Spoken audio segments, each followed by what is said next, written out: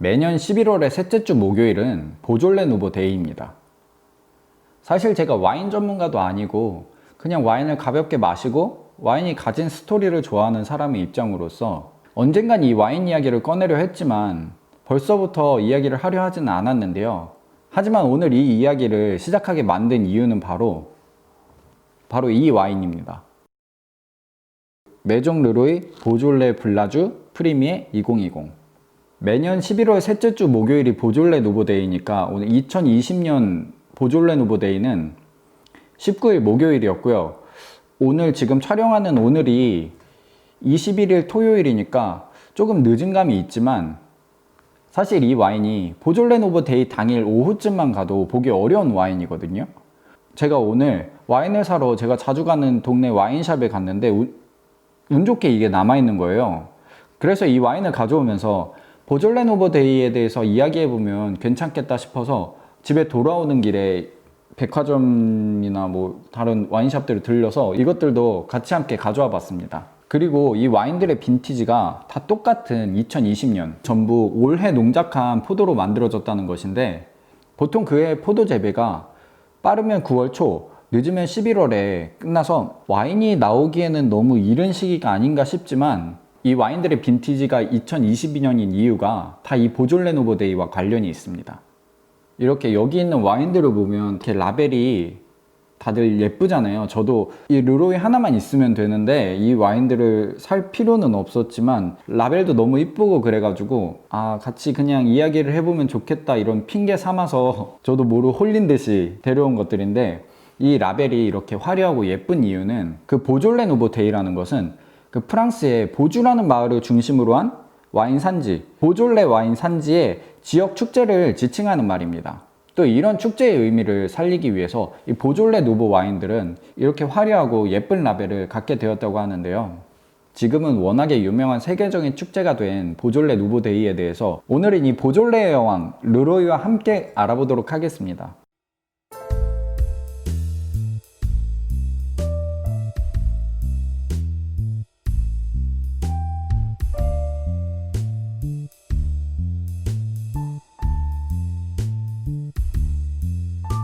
보통 와인 하면 프랑스, 또 프랑스에 잘 나가는 고급 와인 하면 보통 보르도와 이 부르고뉴 두 지역을 많이 떠올리시는데요. 이 보졸레 와인 산지는 이 부르고뉴 지방의 남쪽 부분으로서 행정구역상으로는 부르고뉴 지방에 속하지만 독립적인 와인 산지로 인정받는 지역입니다. 그리고 이 보졸레 누보는 이 보졸레 지역에서 그해 생산된 햇 와인을 말하는 것인데요. 여기서 이 누보는 새로운 이라는 뜻이라고 합니다. 대개 부르고뉴 지역 와인의 주된 포도 품종은 피노누아 품종으로 석회질의 서늘한 토양에서 잘 자라나는 품종인데 재배하기 워낙 까다롭고 입문자들에게는 마냥 쉬운 느낌의 와인은 아니지만 특유의 복합적인 향과 맛은 세계적인 최고급 와인들을 많이 만들어낼 정도로 최고급 품종으로 인정받는 포도입니다. 세계에서 가장 비싼 와인으로 알려진 로마네 꽁띠 와인도 이 부르고뉴 지역의 피노누아로 만들어졌죠.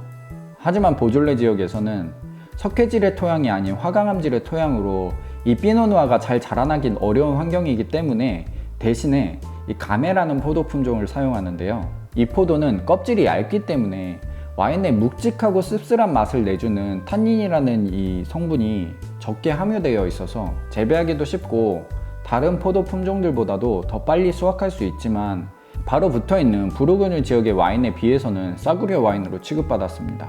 한때 2차 세계대전 당시에는 프랑스 내의 피난민들이 값싼 와인을 찾아 마시면서 유행을 하기도 했다는데요. 9월 초에 수확한 포도를 약 6주간 숙성시켜 만든 와인으로 빠른 수확 시기와 짧은 숙성기간 덕에 그해 가장 먼저 만들어진 햇 와인으로서 지역 사람들이 즐기기 시작했죠. 그렇게 전쟁이 끝나고 1951년부터 매년 셋째 주 목요일을 보졸레 누보데이로 지정해서 이 축제는 프랑스의 주변 도시부터 전 세계로 퍼져나가 매년 이 날은 전 세계에서 동시적으로 보졸레 누보를 판매하기 시작하는 날로 세계적인 축제로서 발전하게 되었습니다. 그렇기 때문에 올해인 2020년에 빈티지를 갖게 되었고 짧은 숙성 기간을 거쳤기 때문에 적정 시음 기간은 보통 6개월 이내라고 합니다.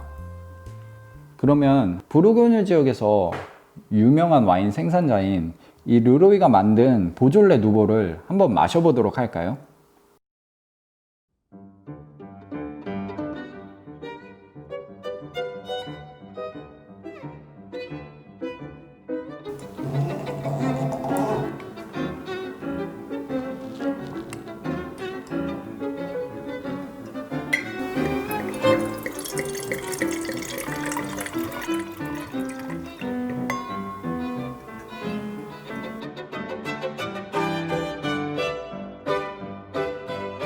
색 자체가 엄청 푸른색을 띠기 때문에 거의 검다고 할 정도로 푸른색인데 향은 일단 되게 생각보다 가볍지 않아요. 가볍지 않고 원래 보졸레 누보 하면 되게 가볍고 이제 과일향이 많이 날 것 같은데 절대 가볍지 않을 것 같은 느낌이 있고 좀 약간 톡 쏘는 느낌이 있네요.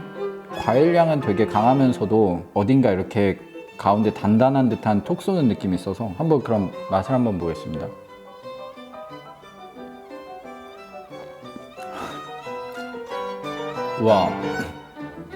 와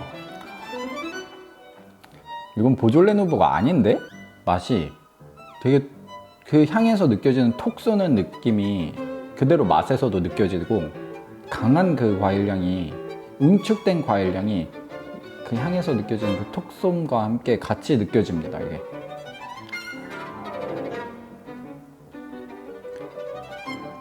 이게 보졸레 누보잖아요.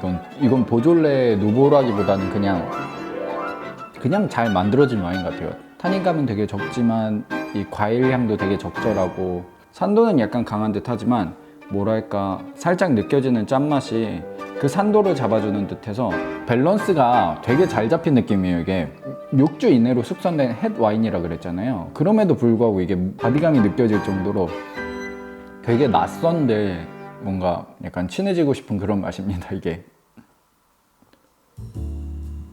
보졸레 누보 외에도 전 세계 각지의 그 여러 햇 와인들이 있는데 이제 그 와인들은 그해 생산된 포도로 만들어지는 가장 먼저 만들어지는 와인이기 때문에 그 해에 농사를 가늠할 수 있는 지표가 되기도 한답니다. 뭐 물론 그게 꼭 100% 맞는다는 아니지만 그래도 이게 재미로 볼 수 있는 그런 지표이기도 하죠.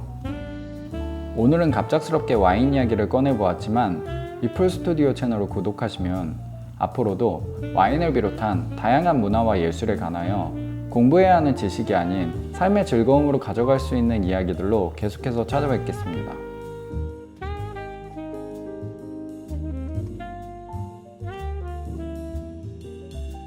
보통 햇 와인은 어떤 맛이야? 이제 보통 햇 와인이라 그러면은 이제 보통 아무 음식점에나 들어가서 그 당시에는 이제 와인을 잘 몰랐으니까 학생이기도 하고 이제 와인을 어느 정도 가격대로 이제 추천을 해달라 항상 그런 얘기를 하거든. 그러면은 보졸레 와인을 많이 추천을 해주는데 되게 그냥 조금 어떻게 보면은 샹그리아 같은 그게 약간 내가 생각했을 때 이제 보졸레 누보의 느낌이 그랬다면 이거는 그 샹그리아가 지금 몇십 년 응축된 느낌이랄까 이제 이게 완전한 그냥 그 포도주 와인보다는 그 어렸을 때 그 포도주가 가진 이미지가 딱 이런 느낌일 것 같다는 보졸레 누보 중에서 맛있는 게 아니라 이건 그냥 와인 중에서 맛있는 와인이다 와인인 것 같다 내 생각에는.